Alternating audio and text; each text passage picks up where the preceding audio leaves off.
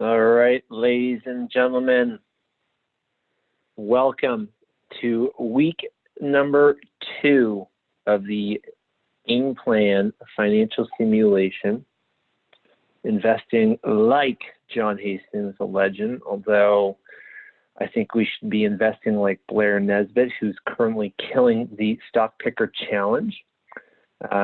Quick overview of tonight, what we're going to be talking about. I think you're going to really enjoy it.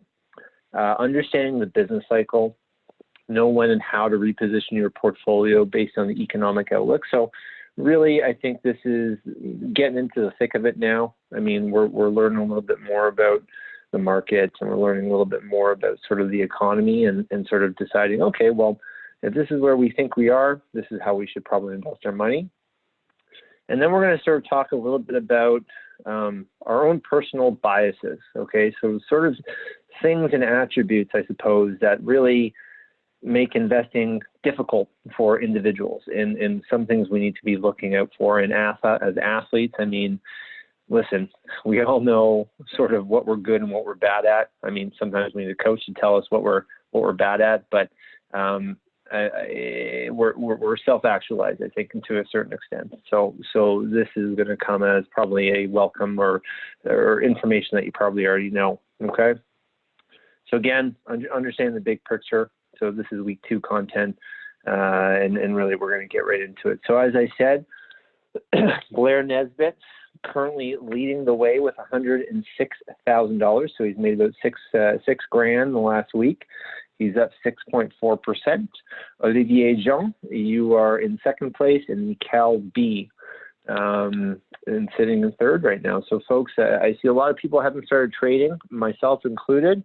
I'm going to go big into this game. I'm going to make some big swinging bets and swing for the fences. I may blow up, or I may be a rock star. Now, I didn't talk about this last week, but I think it's really important. So this game, the challenge, it's measuring 2 months of your ability to pick stocks or ability to make good investments. Okay, so for most of many of us that are on this call, you're here because you don't want to learn how to make money in the short term. You're here because you want to learn how to manage your money in the long term. Okay, you want to learn a little bit about plans. You want to learn a little bit about how to best sort of position your portfolio, or just be better educated when you go in and speak to an advisor, right? So, I mean, you can take this challenge however you wish. You can take it as, hey, listen, I want to build a portfolio that I would be comfortable kind of managing myself, that I would sort of be comfortable with. Or you can take it as, you know what, I'm going to try to take down Blair Nesbitt. You know what, and I think we all should be trying to do that. We should be trying to look at his trades, figure out what he's doing, and just take this guy down, right?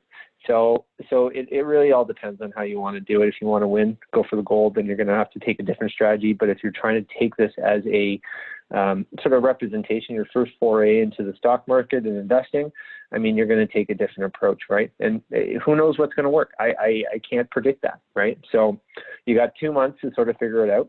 And I think what you're going to do through this challenge is learn a little bit about some of the biases that I'm going to be talking about at the end of this sort of this class today, or the tail end of this one.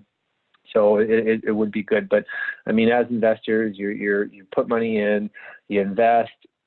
I mean, maybe and if it's your first time, it's kind of like buying a lottery ticket. I mean, you buy one lottery ticket and you think you're going to win. And in investing, it's kind of the same, where you make a bet, you pick a stock, or you pick a fund or an ETF or something, and you think you're going to go up magically the next day, and well, it goes down, and you start thinking, oh my God, what did I do, right? So this is the short-termism kind of approach to it, right? So if you've done your homework and you're thinking, oh, this is going to be a longer-term play, then you're going to be okay, right? So, I mean, you're going to learn a little bit about yourself, especially when it comes to money, because when it's money-based, I mean, that's when people start getting accountable, and things start sort of mattering. Okay, so I had a couple questions from last week that I kind of wanted to address. First question is, do I need to have a plan when I'm investing? And that kind of pertains to what we're talking about, which is the investment policy statement, coming up with a strategy on how to best manage your money. And I mean, listen, you guys are like, we don't go into competition. Like, let me rephrase that. You go to the gym and you see guys that are just, working out, and they're just working out. I mean, they don't have a plan, they don't have a strategy. They you know, you go and ask them, what are you training for? Oh, just training, you know, for life, right? Which is great. You know, it's important to be, you know, being physically active. But I mean, if you're an athlete and you're trying to win an Olympic gold, you're going in there and you're trying to, you know, build up a particular energy system, you know, get stronger, get more technically proficient, whatever it is. There's always a plan in place. There's always a process. There's always a map. There's always sort of steps that you're trying to do. In investing, successful investing, it's the exact same thing. There's always a plan. You're saying, okay, you know what? It's risky to invest my money. It's risky to kind of go and invest in any company but Royal Bank. It's risky to do these things, right? And so if you're going in and you're investing your money, you don't have a plan, I mean, and you don't have a purpose, then you're taking unnecessary risk, right? You need to have this idea, you need to have this purpose. And I mean, yeah, investing your money is risky. And even if you have a plan, even if you have a purpose, yeah, you might lose some. But as we'll learn in later weeks, or I think it's actually next week, where we start talking about asset allocation, there are certain places where you can plug your money, depending on what your goal or your purpose is or your plan is, that is best suited for that particular, you know, objective, right? So, I mean, it's really, really important to have a plan. And so, you know, something as simple as, say, like an investment policy is great. I mean, some people have them, some people don't, but more or less saying, you know what, I need, you know, say 20 or 30% of my money in 3 years' time. The rest of the money I don't need. I won't touch it until I retire, right? So in these situations, guess what? Well, you take that 30%, you plug it into something that's important or something that has a little bit less risk, or it's a little bit more palatable that you can draw down at any time, and the rest of the money, well, you can plug it into something a little bit longer term in nature, right? The equity markets, as we'll learn a little bit later. But the biggest thing is that, you know, some people take on too little risk. They're too passive. And that's based on, again, as you know, not having a plan, not having a strategy, right? So I hope I really drilled that home. Okay. Another question I got last week was, how do I buy bonds? I mean, buying bonds is really simple. It's the same thing like buying equities. If you have a direct brokerage account or you're doing this thing online, then you can use that facility to kind of buy them. If you're talking to someone like me, you can use me to buy you direct bonds. You can also use an exchange traded fund or an ETF to get exposure to bonds. So basically, you'd be owning a whole universe of different bonds of different varieties and types, depending on which ETF you buy. And that's the same with a mutual fund or a pooled fund. Okay, so there's lots of different ways to get bonds. I got a really interesting question from a Tom H or a T Hall, and he writes, John, how do you run 4-minute kilometers and manage 2 kids? Well, Tom, again, it's plan, right? It's time management. It's something that I've worked on for years. So, you know, reach out to me again and we can talk about that at extent later. So let's get into the real content here, understanding the big picture, how it all works. Okay. So this is a business cycle. Excuse me. Business cycle is about 10 years in length, maybe 5 to 10 years. Okay. Mostly 10 years actually. And through this cycle, the market will go up, the market will come down, and the market will go up again. It's incredibly difficult to predict with certainty, and you know, even with all these different modeling tools, and I'll sort of, we'll get into that in a little bit more detail. But there's specific time frames, okay? And the next slide, I'll just skip ahead here. So this kind of gives you an overview as to kind of what we're looking at, sort of certain variables that we look at to determine where we are in the cycle. But essentially, you know, there's this early upswing. Markets are getting hot, you know, people are making money, then there's this late upswing. And so if any of you are reading along in financial news or watch BNN or Bloomberg or CNBC or anything like this, you'll keep hearing about this term, oh, we're late cycle. We're late in the innings. We're getting pretty close to the peak if we're not at the peak already. And so at the peak, which is when, you know, the markets are at their highest. And so, you know, just to give you some perspective as to what's going on right now in the market, Dow Jones, I think which is the U.S. index, the U.S. market that we talked about last week, the big indice that tracks how big the U.S. market is. It's about, I think it's a 1% or 2% off its peak, and it peaked in August, I believe, or was it July? I can't remember exactly, but it peaked not too long ago. So it was very, very soon. So again, we're really close to that again, right? And so here's what typically happens is we get to a peak and everyone's like, oh my God, money starts rushing into the markets. Everyone's so excited. Oh, I'm going to keep making money. Oh, things are great. Right. And then it's a bit of a slow. And so, the economy going into or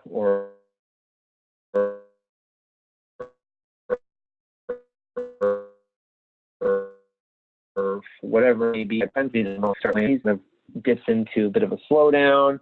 The next step is the recession, and these things, a recession can last, anywhere between 6 months to 2 to 3 years kind of thing. But a recession is dictated by 2 quarters, so half a year of negative growth. Okay, and that's normally based on an economy as a whole. So not just a company or an industry or a sector. I mean, some people will say, oh, the energy sector is in a recession, or the financial sector is in a recession, right? And that's just two periods or 2 quarters of negative growth. Okay, and so the thing that's real interesting here is that as investors, the point of maximum potential risk, so the point where we have the most amount to lose, is when we invest at the peak. Okay, and more often than not, I mean, I've been in this industry for now about 6 years, and I mean, and then I was an investor prior to that myself personally, so I kind of seen it, right? And I'll be honest, I fell victim to this, where you put money in, you think it's going to keep going up, right? And so, but what typically ends up happening is everyone gets real excited. They put money in, they put it at the peak. You probably have a relative or a friend or an uncle or aunt or someone who's put money in and said, oh, I'll never like the stock market. You always lose money in the stock market. And that's because they've always sort of bought when things are at their highest, right? They've always sort of bought when everyone thinks they're going to continue making money, okay? But that's really the point of maximum potential risk. Now, the point of maximum potential opportunity is when we're in a recession, right? And that's when prices are at their lowest. And so the financial crisis is when things were at their lowest in 2008, 2009. If you had bought just a simple index fund, or if you bought you could probably just buy a handful of companies, blue chip companies, and you would be up over the last 10 years, say 200-300%, okay? Like that's real money, that's significant. And so, but the problem is that most people don't have the gall, they don't have the appetite for risk at that point, because they think that the things are going to keep going down, okay? But you'll see in a slide later on that, guess what? The market continues to go up, okay? There are ups and downs, as I said here in the notes here, but the market continues to go and follow this line from the bottom right. So if we're thinking of a graph, it goes, from the bottom right to the top left, okay? Like without fail. Actually, I'm going to skip ahead because I want to show you guys this, because it's really important, because people get a little bit, Now, this is data from September 2017. So over this huge period of time, January 1923 to September 2017, I mean, you follow along here, folks, and the market goes up, right? I mean, you see big dips, for in the Great Depression in the 30s. I mean, yeah, that was really bad, and most people didn't have the ability to kind of sustain it, so they probably took their money out at the bottom and lost a bunch, right? So you know what? It's easy to kind of hindsight's always 20/20, but what you have to understand and realize here is that over the long term, so meaning you have a period of a horizon that's 10 years plus, you're probably going to be okay. So even if you did invest at the peak, as long as you had the time to wait it out, and you had the plan, and you knew that, this money I've invested in the stock market, which, as I've kept telling you guys, is risky. You know what? As long as you have the time to accept that risk, well, you're going to be okay, right? But if you don't have the time, if you don't have the ability to accept that risk, then guess what? You shouldn't be investing. And when you should articulate that, right? And it should say, you know what, I'm not comfortable with these sort of swings, so guess what? I'm not really going to put any money in the market. It's not a good idea for me at all, right? I should be putting my money elsewhere. I should be investing it in something like real estate or some other asset class that has a little bit less risk, because I just can't tolerate these big swings, and quite frankly, I can't afford it, okay? So when I go back to my slide here at the top, the point is that, you know what, you want to buy at the bottom and you want to sell at the top, right? more often than not, we're buying at the top and selling at the bottom because we just think that it's never going to return. It's never going to get better. And oftentimes, if we're in a negative position for 6 months, well, you're going to realize this in the stock picker challenge. If you're in a negative position for like a week or 2 weeks, you're going to be like, oh, what am I doing? I should just pull out of this thing, right? Well, in this game, yeah, maybe that makes sense. But over the long term, as long as you've done your research and you know that this is a company or product that you use and that your friends use and your family uses and mostly everyone should use it, well, you can probably be certain that they're going to be sticking around for a while. They're going to be carving up more market share and they're going to be making a lot of money, which is, as an investor, is something that we want, right? So anyways, this just gives you an overview as to what the business cycle looks like. So, I think this segues into, we'll talk a little bit about some of the attributes here first before we talk about where we're at right now. So I think the biggest thing that we need to really take away from the business cycle is that when people have jobs, they spend money. When people lose their jobs or think they will lose their jobs, they really stop spending or stop spending money or slow down on their spending. I mean, like, think of it from an athlete standpoint. You have karting, right? Or you have all the funding that you can imagine. And you're like, okay, I can keep doing this. And all of a sudden, you kind of know how karting and funding works and all that kind of stuff. So you're like, you know what, I'm probably going to lose it next year because I haven't made the progression requirements, or, I'm having a bad year and, well, I might just lose it. So guess what? You're probably going to scale back on your funding, right? Or your spending. You may not do a trip, or you may not do this, you may not do that, or you may be calling the bank of mom and dad or the bank of Uncle Jimmy and Aunt Gerda to kind of help you out again, right? It all depends. We're all the same, because we have a goal in mind. We want to get somewhere, right? But the point is that we stop spending money, and you know what? That's when things kind of slow down. That's when things go into a bit of a recession, right? So it's the same with the business cycle, right? So, and we can look at all these different attributes and all these different phases, but really, what it boils down to, it's the people, right? It's the folks that make up the Canadian economy, the U.S. economy. And when these people have jobs, they're going to spend money. They're going to be excited. And so, when you can see here on this chart, when we look at the left side of it, and we look at the unemployment, to me, this is the biggest one, right? So when unemployment is falling, which is in the initial recovery, the early upswing and the late upswing, that's when people are going to be spending a ton of money. And that's when investing in the stock market is going to be absolutely fantastic, right? So when we start hearing all these data reports about the unemployment rate, I mean, the biggest thing is not knowing, okay, well, historically, there's a lot of people employed, right? So if there's a lot of people employed, I mean, some could argue, the jobs are just junk, they're crap, right?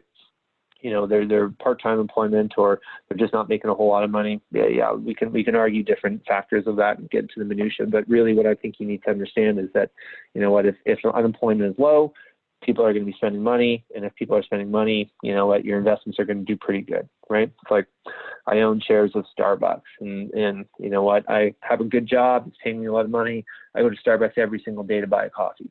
Well, there's tons of people who do the exact same thing as me, right? So guess what? Starbucks during this period of time is probably a good investment, right? Because I need to buy coffee. Everyone else is buying coffee. It's a fantastic opportunity, right? Because we all have jobs, we all have money. But if we start losing our jobs, or we start getting a pay cut, we're probably not going to be buying Starbucks. We're probably going to be maybe thinking about going to Tim Hortons, and I'm not knocking Tim Hortons. They make great product, but you know what? It's the difference between paying $5 for a latte versus paying, $1.50 or $2. I don't even know how much a coffee at Tim Hortons costs these days, or just doing it at home by ourselves, right? So it all depends. And so if we're making these changes, well, guess what? At that point in time, Starbucks isn't a great investment, right? So it's these kind of unemployment is a big thing.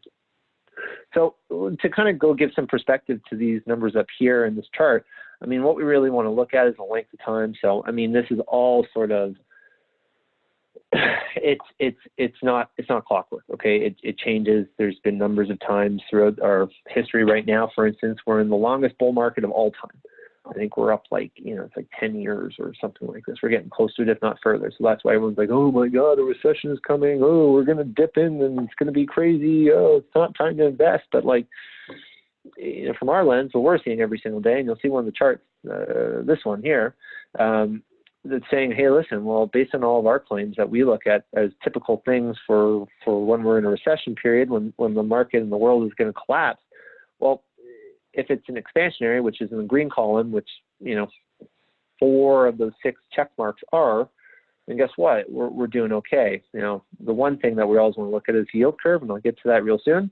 But guess what? We're in okay shape right now. So, I mean, I don't want to deliberate too much on this chart here, but I think it should provide some perspective on time frames that we're going to see in these various stages. Now, the thing that probably is most relevant to everyone on this phone or on this call or in this taking this class is, okay, well, during these periods of time, where do I invest my money? Okay, and so as I was sort of explaining there earlier, you know, stock market is a great place as we kind of get through this initial recovery. Typically, prices are at their lowest, and when we're in the initial recovery, and the initial recovery obviously comes after the recession, stocks are at their lowest, early upswing. You know, we want to be in stocks, and then it's that tricky position when we're in the late upswing, when we're kind of getting to that peak point where we want to start making this transition from stocks to bonds to the fixed income place, and we want to start doing this because when we're in fixed income, it's, well, we're not really going to make too much money because interest rates like they are now are super low, but we're not going to lose money. So we're foregoing kind of, you know, maybe a 5-10% growth in our portfolio. You know, we're giving that up to sort of prevent a 10 to 15 or 20% correction, right? So, you know, we can't time the market, but we can sort of take measured risk, and we can build in what's called a margin of error, or what I like to call a margin of error, where we start to make this transition from stocks to bonds. And it's not like a complete exodus, but it's certainly, you know what, I'm a growth investor. I should have a lot of stocks, but right now I don't think I should have a lot of stocks because, quite frankly, well, the market's getting a little too hot, and it's, you know, the prices are really high for what I'm paying for. So to drill this down more fundamentally, it's like you go to the grocery store and you're like, oh my God, bananas are now like $1.29 a pound, and I'm so accustomed to paying 69 cents a pound. Well, I'm probably not going to eat a whole bunch of bananas because I know they're quite expensive. And as you learn, you know, the reason why bananas are so expensive because there's some trade dispute or there's something going on. So you just kind of wait it out, right? You may buy 1 or 2, but you're not going to buy a whole lot. It's when they kind of, you know, start coming down in price. Well, that's when you're going to start buying a whole bunch of bananas because if they're cheap and you like bananas and you like to make banana bread and all that kind of fun stuff that goes along with it. So at that point, you'll do it. So it's very similar to stocks. It's like, well, you know, there's not a whole lot of great deals out there, and if I'm going for a deal, well, you're pretty assured that the market's quite big. There's lots of people looking for the same investments, and well, if you found a great price on something, well, you're sure as hell that someone else found a great the same stock, right? So, I mean, stocks, you got to be really choosy in these times, this stage of the market or the stage of the cycle, right?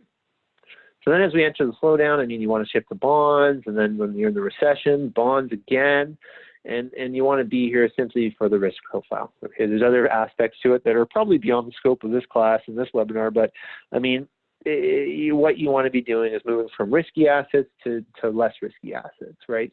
And so the 2 biggest asset classes that we have, stocks, bonds, cash, or sorry, the 3, stocks, bonds, cash, right? You could throw real estate in there too if you wanted, but for some of us, we don't have the same resources to be going out there and buying, apartments or houses or whatever it is from an investment standpoint. Okay, so anyway, so this should give some perspective, and I mean, it's not clockwork.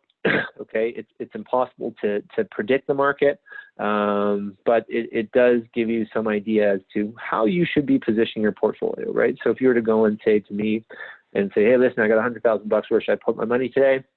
I'd probably say, well, you know what, you are probably someone who should have a lot of equity exposure, but you know what, given the fact that we're sort of late in the stage and, you know, the warning signs are starting to go off a little bit, let's kind of move you into more of a bond portfolio, okay?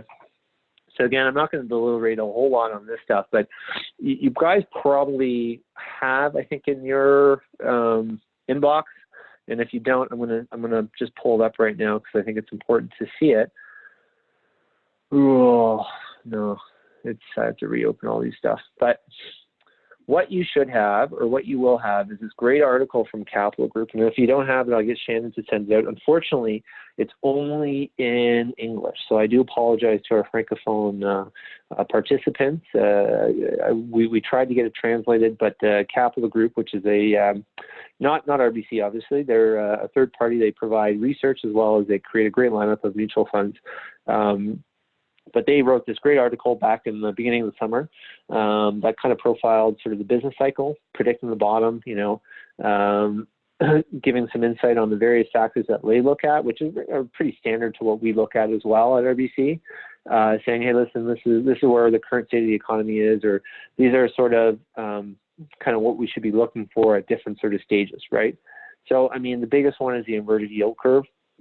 And so what the inverted yield curve is, and I'm just going to touch upon this, and not really on corporate profits or unemployment or housing starts or leading economic indexes, because I think that would probably take the whole rest of the class here. But the inverted yield curve is probably the biggest one. So if you think of it, I mean, there's short-term interest rates, right? So that's what we all hear about, when you're going to get a mortgage, or, you're reading any financial literacy and they're talking about the short-term rate, or they're talking about the rates that the government has right now.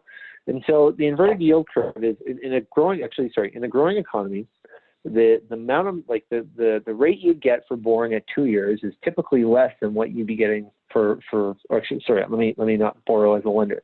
So if you were someone who's lending money and you had a friend who said, listen, I need to borrow some money for 2 years, you'd probably lend them money, here you go.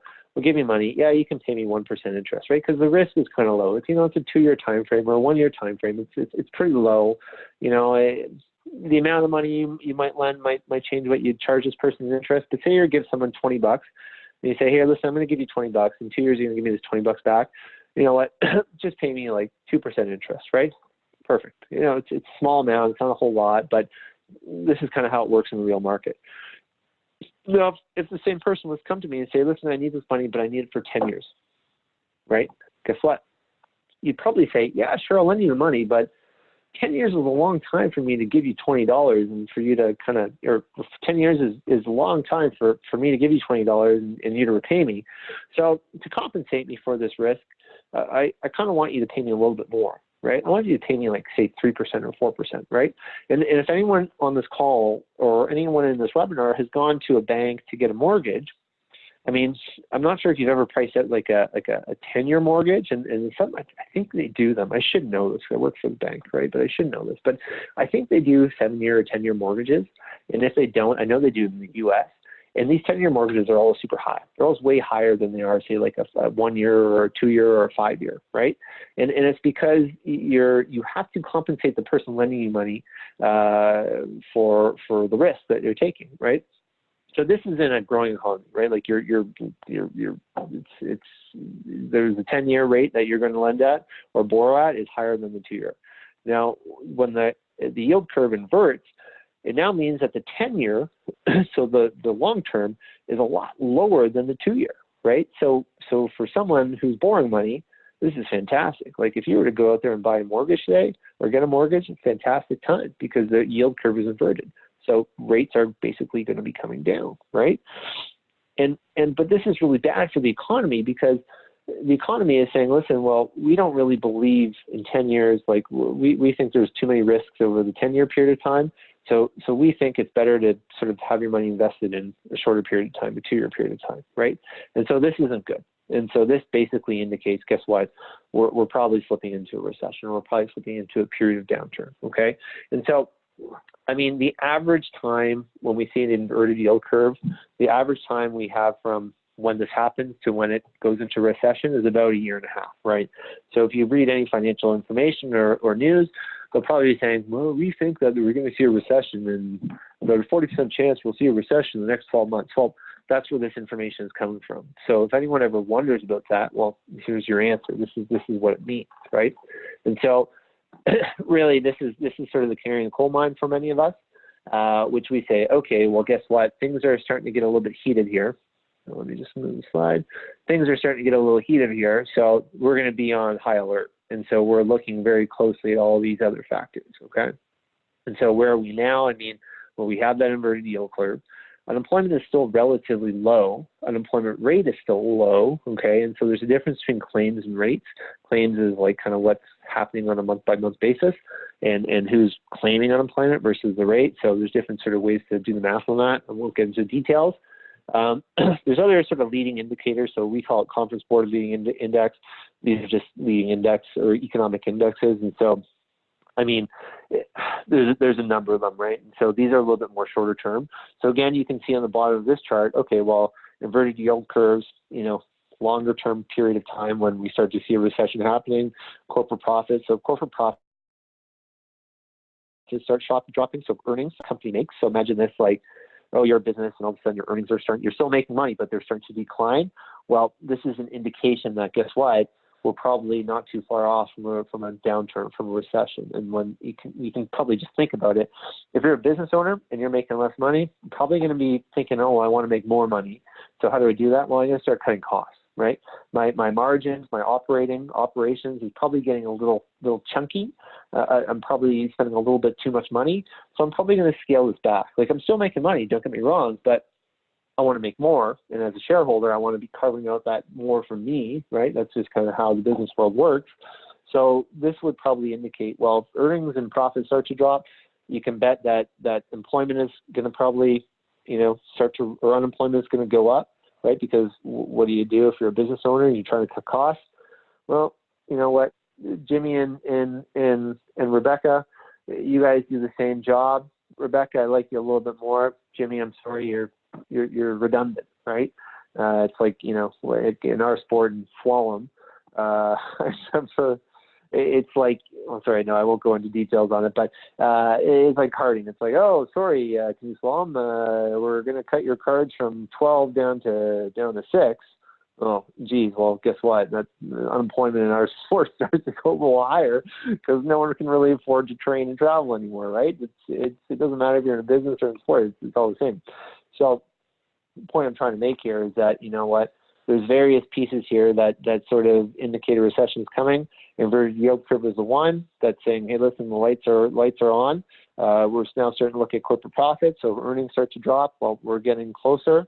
And then as soon as we see unemployment and housing and these leading economic indexes sort of start to decline, well, guess what? That means recession is imminent. So at that point, you want to be making sure at this point you've built in that margin of error and you're investing in bonds to stave off sort of any kind of calamity. So again, going back to our chart, this is what I look at every single morning when I go in. It doesn't change overnight, but it certainly, they move the dials from time to time. So you have some more indication. For me personally, what I'm looking at is unemployment, and I'm looking at inflation as well, or not inflation. I'm looking at unemployment, and I'm looking at these indexes. And as soon as those move into yellow, that's when I'm like, okay. For those who I haven't built in a margin of error, we'll have that at that point. Otherwise, we'll be building it in then at that point exactly. Okay. So, when we go into recession, and this is really important. There's a number of different tools to help us get out of a recession. And so the central bank, so the Bank of Canada or the Fed, that I'm sure we hear a lot of coverage on, following U.S. politics, it's Jerome Powell. And Donald Trump thinks Jerome Powell is bigger threat than China, which is just crazy. But anyways, it's Jerome Powell is the head of the Fed in the U.S., who's the central bank in the U.S. Stephen Poloz is the head of the Bank of Canada. And so their main job is to manage interest rates, okay? And so their goal is, okay, well, if the economy is in recession, we want to lower interest rates because we want people to spend more money, right? And then as the economy starts to kind of get out of this recession, they start to increase interest rates because what they're trying to do is reduce inflation. So imagine this, and this is kind of what I'm seeing on a day-to-day basis, where there's just so much cash, there's just so much money out there. And I know this is the worst thing for any athlete to be hearing. It's like, oh my God, there's free money out there and no one knows what to do with it. Give it to me. I'll spend it. I'll go into training camp. I'll be able to eat food, right? Like, it's wild, but this is the truth. There's so much cash out there right now that the biggest fear for a lot of folks is that inflation is going to be going high. And inflation is high. That's really bad for any economy because that means the prices that we pay for stuff goes down or it goes up and the purchasing power of our money falls. Okay. And I'm going to be talking about inflation, the impact it has and what we should be doing and how we sort of kind of avoid it, because inflation is something that is here. It's always going to be here. It's always going to be growing. And so we need to make sure that our money is invested, right? Because, here you are, you're probably thinking, oh my God, well, if there's a recession coming, I'm just going to hold all cash. I'm just going to keep my money where it is, or I'm just going to be buying bonds. Well, if you're buying bonds, you're holding cash and you're making, simple interest, which is probably 1% at the bank, or maybe 1.5% at the bank. On bonds, it's GIC right now is maybe getting you 2%. So with GICs, yeah, you're protecting your money against inflation, because the inflation target typically is about 2%. That's what most sort of banks want, or central banks want, and what that means is that prices continue to go up 2%. Okay, so we're growing effectively at a 2% rate. So the Bank of Canada, that's their main job. That's one of their main goals. But anyways, going back to my story here, most people are like, oh my God, there's a recession coming, let's just hold cash. Well, if you just hold cash, that purchasing power of your cash falls significantly, okay? And that's because prices become higher, right? So when you just hold cash, you're not really being efficient with your money. You want to make sure that your cash, whatever it is sitting in something that is at least earning you the rate of inflation, because if it isn't, you're losing your purchasing power. So although you think, $1 today is going to be $1 tomorrow, well, no, that's not true. $1 today is probably going to be 98 cents next year, right? Because if prices go up by 2%, well, guess what? It's going to reduce your purchasing power of that dollar you have by 2%. So you want to make sure that at least you're earning something on it, right? So the goal of central banks is to do this. And so they're a big component of sort of, navigating the business cycle and helping us, get out of the lows, control the highs, right? Because, ideally, we'd always want to be growing. We always want to be making money. We always want to be kind of increasing our net worth, right? Like, remember one of those goals I talked about last week? One of the things about investing is increasing our net worth, our net wealth. And so if we have the ability to grow, why don't we? Well, the problem is that if prices get out of control, so if inflation gets out of control, if interest rates are kept too low for too long, then inflation goes crazy, and the Bank of Canada or any central bank whose mandate is to protect us against inflation will be in rough shape. And so how we combat inflation is we raise interest rates. So when you raise interest rates, you choke off the economy, right? Because how interest rates work is the Bank of Canada says, I'm going to lower interest rates. What that means is they're actually going to be printing more money. So by printing more money, they're injecting more capital into the world, which means that, well, there's more money if there's more supply. And if there's some more supply, the price of this money goes down, and that price is basically interest rates, right? So, if all of a sudden we say we're going to reduce the interest rate by 25 basis points, well, what that means is that there's going to be a whole bunch of more money out available to folks like you and me to go and make purchases of new houses, buy new cars, for companies to invest in projects or borrow, right? So this is kind of how that mechanism works. And so if they keep injecting money and there's so much money, well, guess what? Inflation is going to take hold. So prices are just going to start to go up, right? Because resources are limited. There's only so many good people that are able to work or that are working.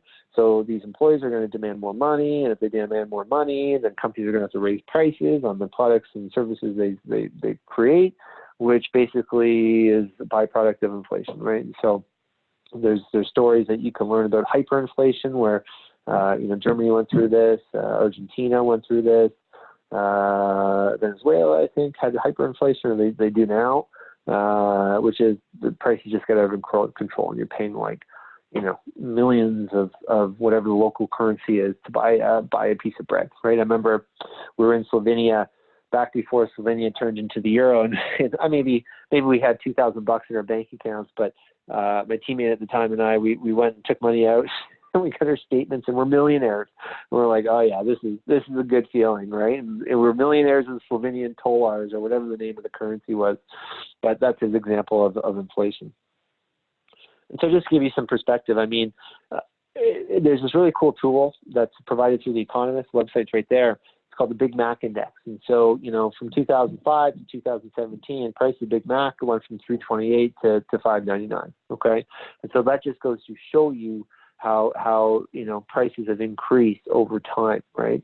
And this is an example of inflation. So, I mean, as I said, inflation is healthy. We want to see it. But at the same time, we don't want to see it get out of control. And so that's where central banks come in. And so another one of these aspects of a recession is because, well, interest rates are getting a little too high. The economy is just choked off. It can't go anymore. And so by doing that, well, things just sort of fall and people stop spending money and people don't have jobs and all those sort of things. So then the system sort of recalibrates and you go again, right? And so as investors, we want to really just be on top of this and really see all these factors and make the best play as we can. Now, I kind of alluded to this at the beginning of the chart. And so this is an example of taking that exact same chart, but sort of attributing various sort of elements and sort of emotional biases that kind of go into this, right? And for athletes, I mean, this is like an Olympic quadrennial, right? Or not even that. This is like a race. I mean, like, or a season. You're going into trials, right? So you're excited, you're thrilled, you feel like you're going well. And then all of a sudden, your competition shows up.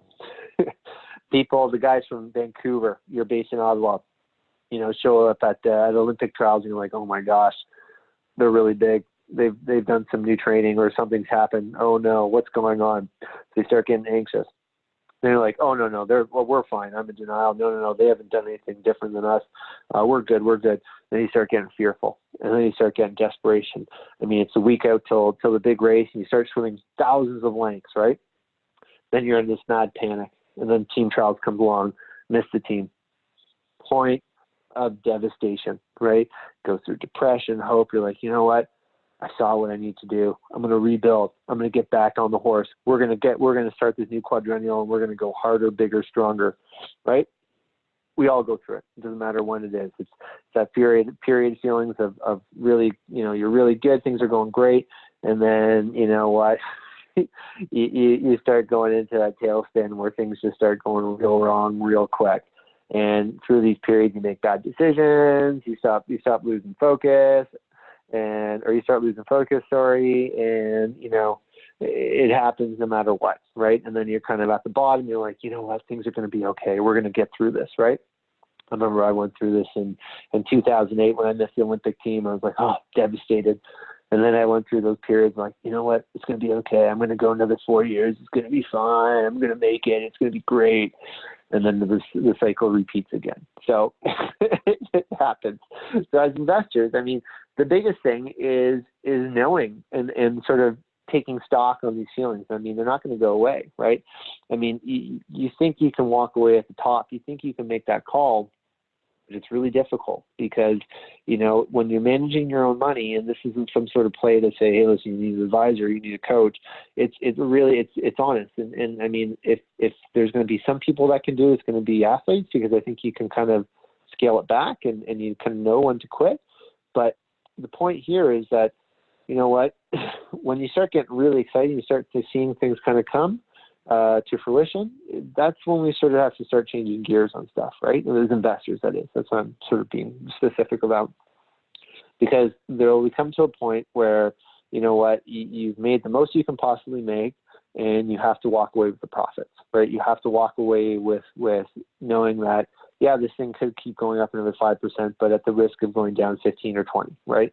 So it's using probability to making a very educated decision on these sort of things. Because if you don't, then you're like, okay, I made this investment, the money's gone up. And you're going to realize this when you do your stock picker challenge here. But you made a bunch of money. It's gone up. You're like, what do I do? Right? And so this kind of goes back to what I was saying about the plan. Once you make money, you rebalance, you take the profit, you walk away, you look for other investments. And if you don't find anything that's suitable, you hold it in cash, or you hold it in bonds, and you make at least 2% using, preserving your capital, right?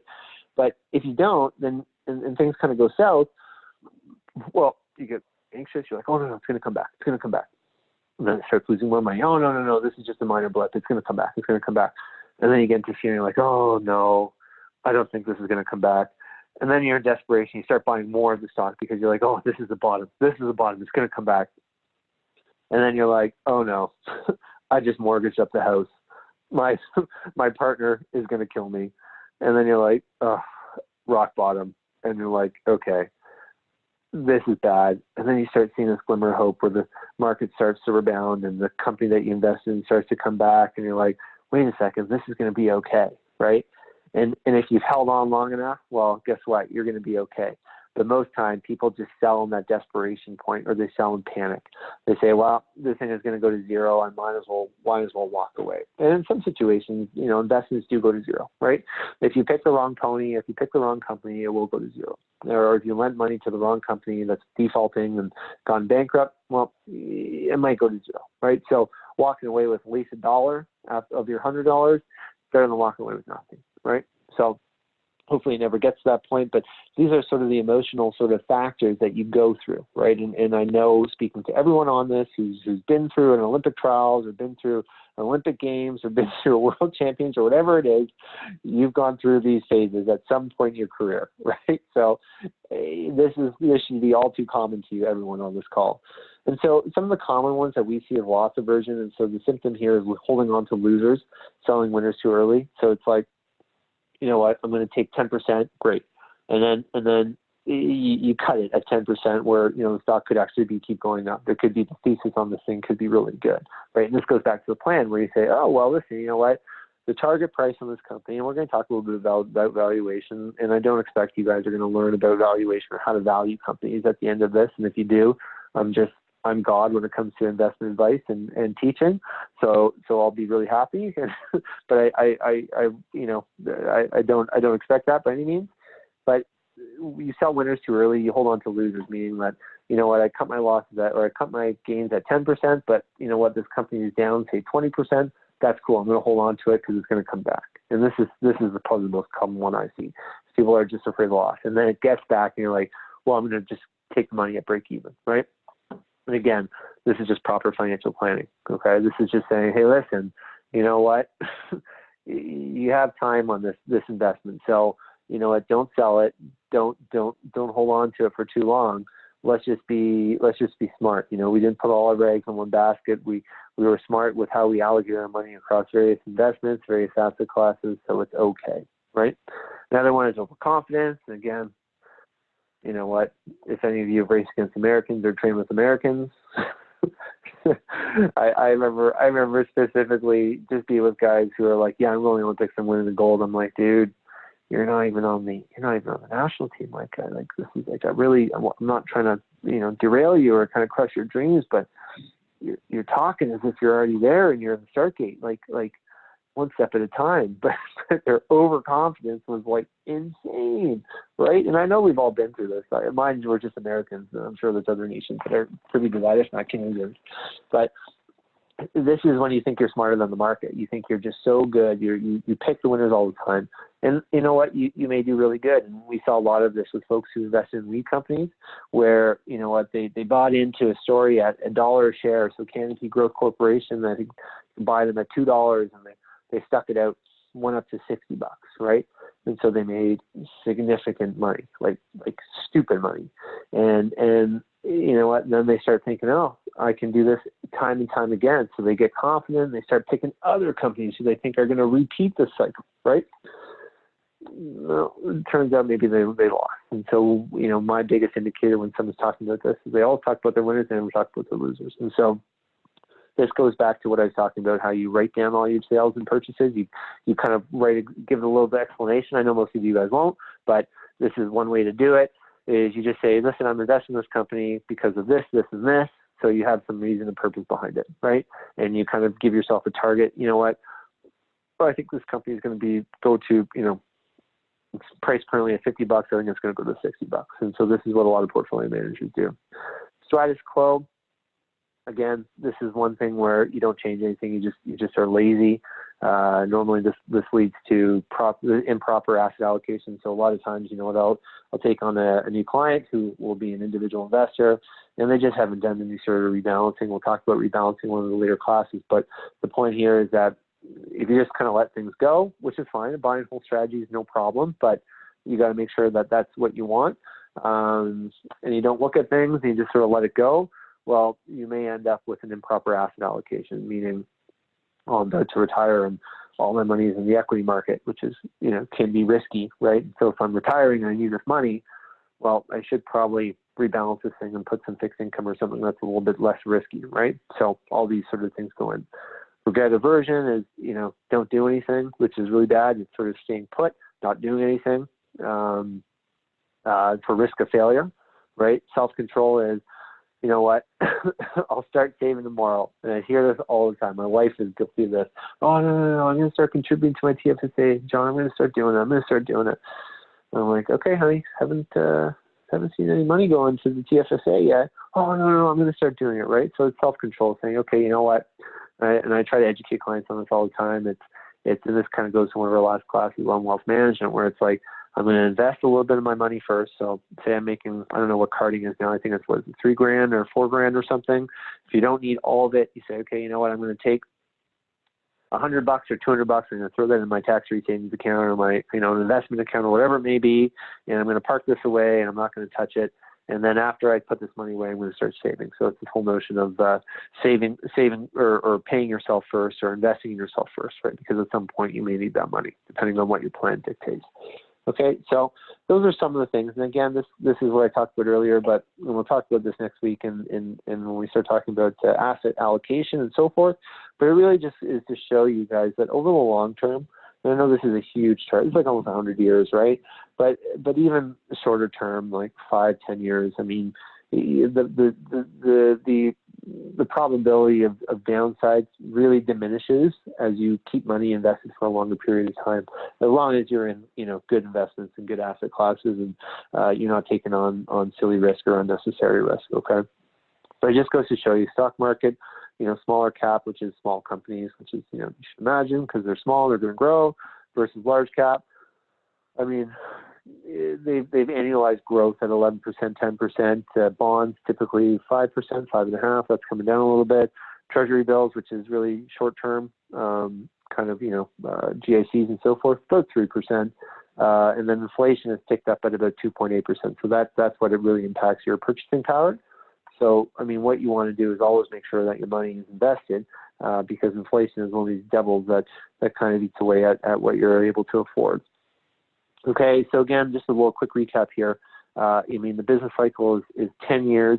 There's highs and lows, and they're difficult to predict. But I mean, it happens. So there's no way to kind of get around this. Okay, as investors, we must understand the components of the business cycle and balance our emotions to avoid significant losses. So that kind of goes on with all those emotional biases I touched on. And I mean, our emotions can't get the best of us. And this is when a coach, advisor is important. And that's not I can totally see how that's self-serving, but that's not intended to be. And I think as athletes, you guys kind of can respect that and understand that. So, I mean, to me, that's really where we're at. So we'll be looking forward to talking with you next week. I got a question here from someone. I think it's just with respect to the company or with the game. They asked if I can short stocks, and I think I set that so you couldn't. So I apologize for that. But I think it's just to kind of be a little bit more basic. So for that question, that's the answer there. Anyways, this is it for me for tonight. I hope you enjoyed tonight's class, and if you have any questions throughout the week, let me know. Send me an email.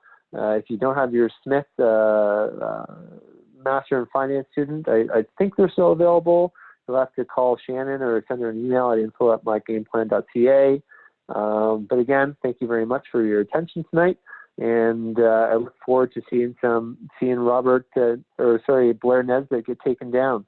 So good luck, everyone. Make good bets, and I hope you enjoy. We'll talk soon.